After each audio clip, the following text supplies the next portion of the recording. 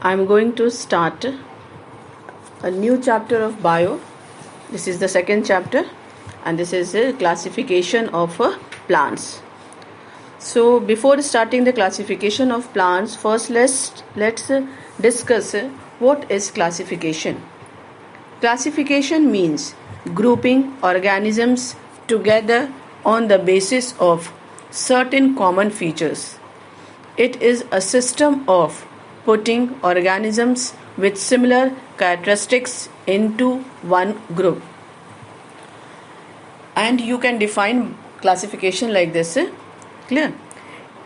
Classification is a system of arranging living organisms into groups based on their similarities and differences. Clear?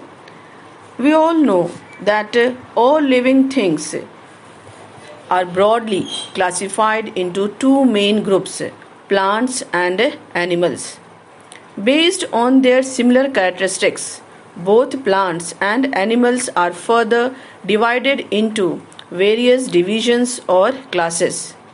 On the basis of this grouping, the living organisms can be studied systematically. So now let's discuss the advantages of classification. So the first advantage is the characteristics of all members of a group can be understood by studying only the characteristics of a few members. Second, classification makes the study systematic.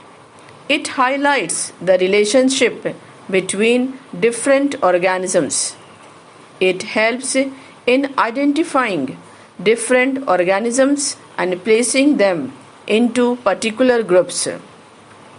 It also gives us an idea about the evolution of organisms from simpler to more complex forms.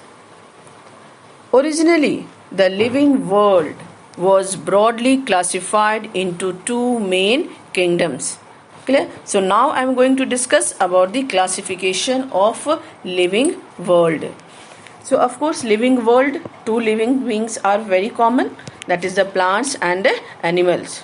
So broadly we can classify the whole living world into two main kingdoms, that is the plant kingdom and animal kingdom. But this classification presented certain anomalies. Bacteria in the original classification were classified along with plants, but they possess characteristics of both plants and animals. Similarly, protozoans were initially put under the animal kingdom. For example, Euglena. Euglena contains chlorophyll, and you know chlorophyll is the characteristics of what? Plants, but it is devoid of cell wall made up of cellulose. Unlike what? Plants, because in plants chlorophyll is also present and cell wall is also present. But in Euglena, what? Some characters are similar to the plants and some are not similar to the plants. Same way, at the same time, it has an eye spot like structure. And that eye spot like structure is present in animals. So there was a great confusion that Euglena belongs to plants or the animals. So therefore Robert Whittaker in 1969 suggested that bacteria should not be classified under plants and protozoans should not be put under the animal kingdom. And then he proposed a 5-kingdom classification of the living world. Clear? So the first kingdom of that 5-kingdom classification is Kingdom Monera. Kingdom Monera includes microscopic, unicellular or single-celled organisms with a cell wall but no nucleus. They have a poorly developed nucleoid which contains the genetic material. Clear? So where this genetic material is present? This genetic material is present in the nucleoid. Clear? And that nucleoid is poorly developed in the kingdom Monera. and the example of kingdom Monera is bacteria. Now, next, kingdom Protista. Kingdom Protista includes single-celled organisms with well-developed nucleus. Like examples are what? Amoeba, Paramecium, Chlamydomonas, Euglena, etc. Third is the kingdom Fungi. Includes multicellular or many-celled organisms.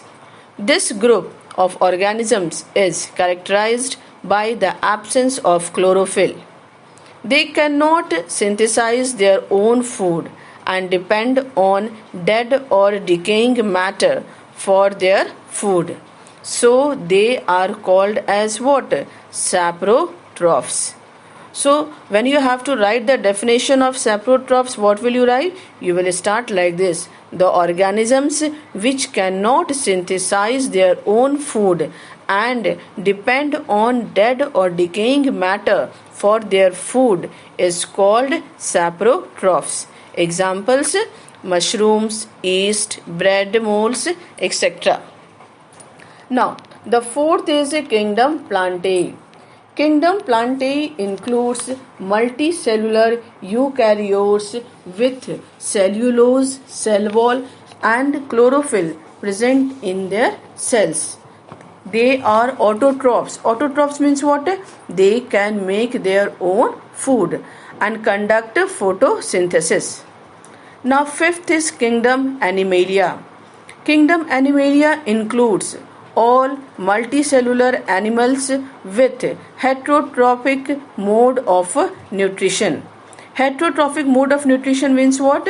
Means organisms which directly or indirectly depend on plants for food. Like lion. Lion eats what? Deer, and deer eat what? Grass.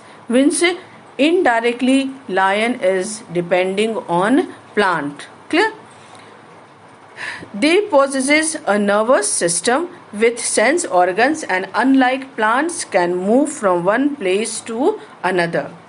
Animals are classified into two groups, that is invertebrates and vertebrates, based on the presence or absence of a backbone. Means animals without a backbone are called as invertebrates, and animals with backbone are called vertebrates.